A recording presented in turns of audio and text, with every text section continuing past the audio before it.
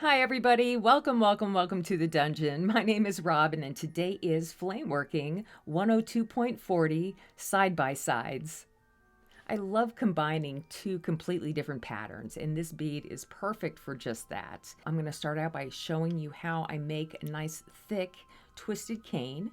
And then I'll follow up by showing you how I make the bead.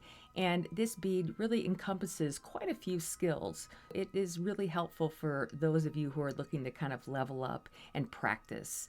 So with that said, let's get right into it.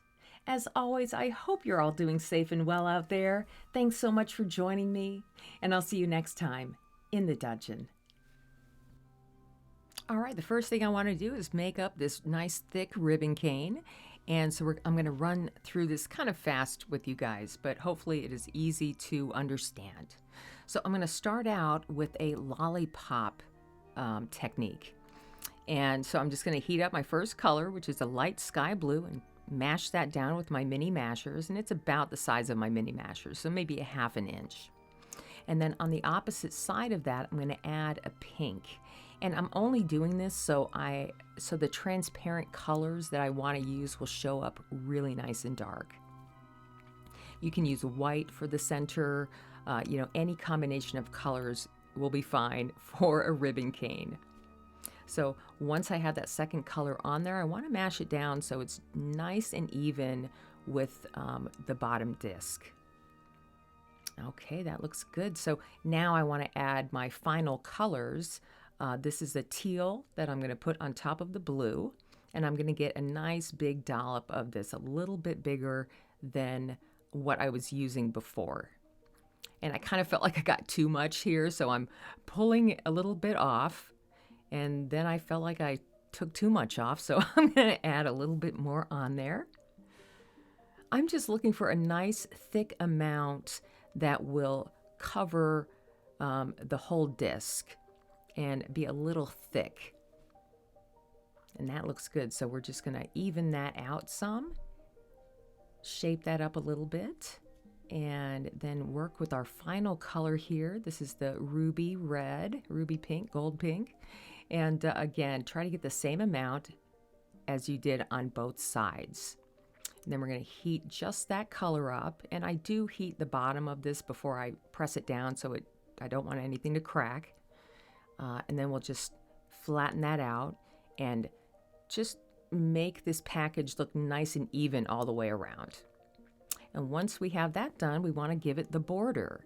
And I'm using that dense black from Effetri. And I'm just going to add it right to the border and cover up all of those opaque colors. And then I'm going to spend a little bit of time with my butter knife, just flattening and evening everything out and making it nice and round again. This works really well with the black border. If you use a different color, the border might not show up as bright. Okay, so now we want to start adding all of our clear, and I'm getting a really nice big wad of the clear glass hot, and I am using an 8mm rod here, so I'm able to get a nice big amount right off the bat. You can add more and more as you need to make up for that if you only have smaller rods. Either way, once you have that color on there, you want to press it down, but then you want to start tapering the edges so that it meets up with that black border line. That's going to be important. And here I'm just heating it up and trying to get it nice and evenly on center of this lollipop. And as you can see, our little lollipop is getting bigger. And now we're going to do the same thing on the other side. And the reason why you want a lot of clear here is for the depth that it's going to give your ribbon cane. You'll really be able to see the ribbon cane better as you pull and twist.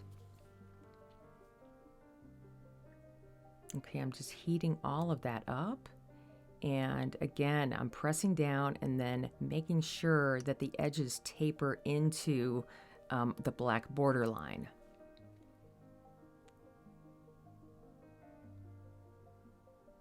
Sometimes, if I felt like it, I would be working off of a metal punty. But, as long as you are not heating the stem of the glass, you'll be fine. Okay, so now I'm going to go ahead and punty this up because I want to finish the black line all the way around. And then I'm going to break whatever's left off, and I have the little open spot there that I'm going to fill in with a little bit more black. I'll end up pulling this off later, but I want to make sure everything looks nice and even before I do that. And then now finally we're going to fill in the edges, and I'm going to add a nice thick amount of clear glass to make sure that it's covering up all of the black. And then I'm going to take a little bit of time to pull that clear down over the metal punty so that everything pulls out nice and evenly in the end. And then I'm just following up here by smoothing and shaping that clear down and making sure that it is indeed covering all of the color. I do add a little bit to the bottom here, and that helps me, because I need a little bit extra to kind of pull in and secure on the punty. All right, that's looking pretty good. Okay, so now after I shape and smooth this out a little bit, I am going to pull out the tip. And the reason why is because I want to make sure that all of those colors are going into one fine point. And it will make the pulling of the cane much more even. It'll just be better. So now I just want to shape this up a little bit. I still have that little point on the tip, and that will be helpful because I'm going to punty that side up right now. So I'm just going to put my punty in there, a nice hot punty. Don't push it in too far, just a little tiny bit is all you need. And now I'm going to start heating up this whole bead, really working my heat into the clear. And once everything feels soft on the inside, and you can tell by the way when you twist it, if there's give or not. And I'm going to start giving it a light, gentle twist. And right here is where I go into my normal speed. This is how slow I'm actually turning the glass. Pretty slow. So right here, I want a thick cane. So the important thing is not to pull too fast. Pull out very slowly. And then, you can twist a little faster, but you're pulling slow. And once the color starts to set, that's where the thickest point will end up being. So from there on out, you can start to pull and twist faster and faster. And then here at the end, I'm just going to get a little bit more off of that from just heating up the mandrel. And that is the cane we're going to use. All right, we're ready to go. So for the bead itself, I'm going to have a yellow lemon base. And we're going to start out by doing a double kind of, starter bead here, side by side. So I'm going to wrap two bits together and then just roll that out a little bit. Be very gentle here. You don't want to roll it out too wide. That's like really important. You want to keep everything like 2 rods wide. And now once you have that rolled out, we're going to do the same thing. I'm going to add a wrap to one side, nice and thick and even, and a wrap to the other side. I found that doubling up this first bit here helps with the ribbon cane getting closer to the surface, and it just looks better that way. So now I'm going to kind of heat these up until they just barely melt together. And then I want to give it a little bit of time and then go ahead and start rolling out very gently here. I want to keep this bead nice, and I don't want it to get wide. I want to keep it short on the mandrel.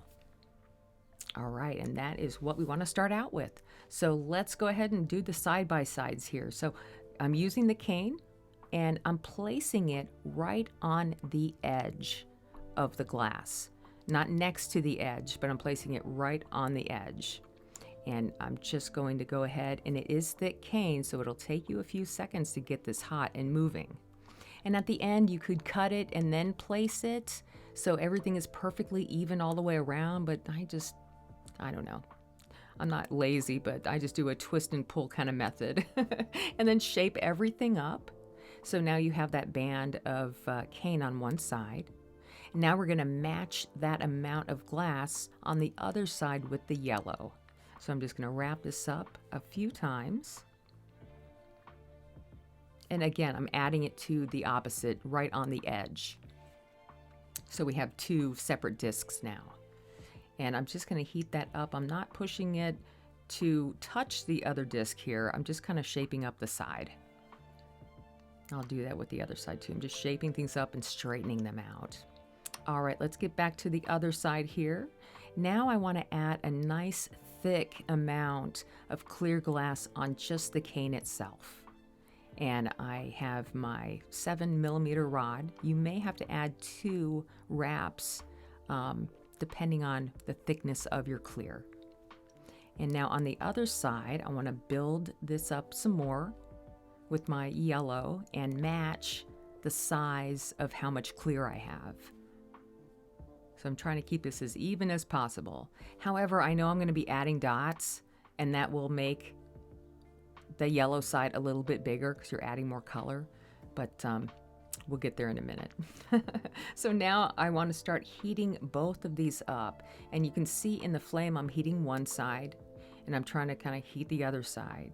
And then here I kind of angle my clear glass a little bit as evenly as I can towards the cane, and from there I will start to heat in the center and get those two sides to combine nice and evenly.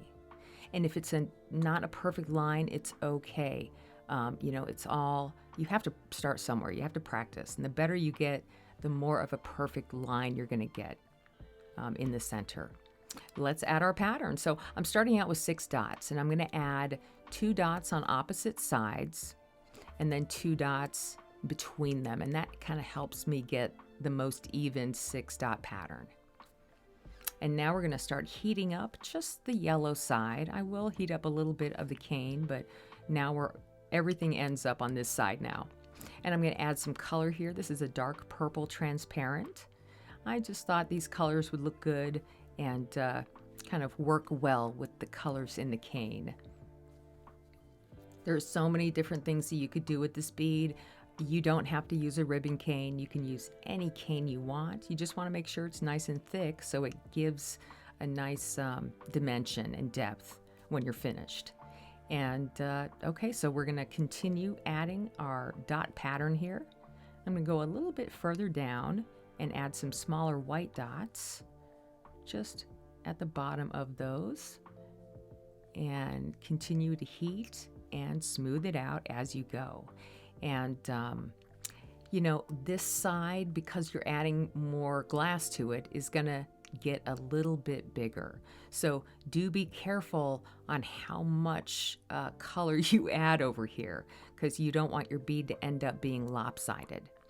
But if that were to happen to you, then I would suggest adding another wrap of clear as evenly as you can to the cane side, and that will help to even out the amount of glass you have on both sides. All right. Now I want to go ahead and finish everything off here. I thought this dark teal would look nice and kind of pull those dots together at the end. And I'll melt those in.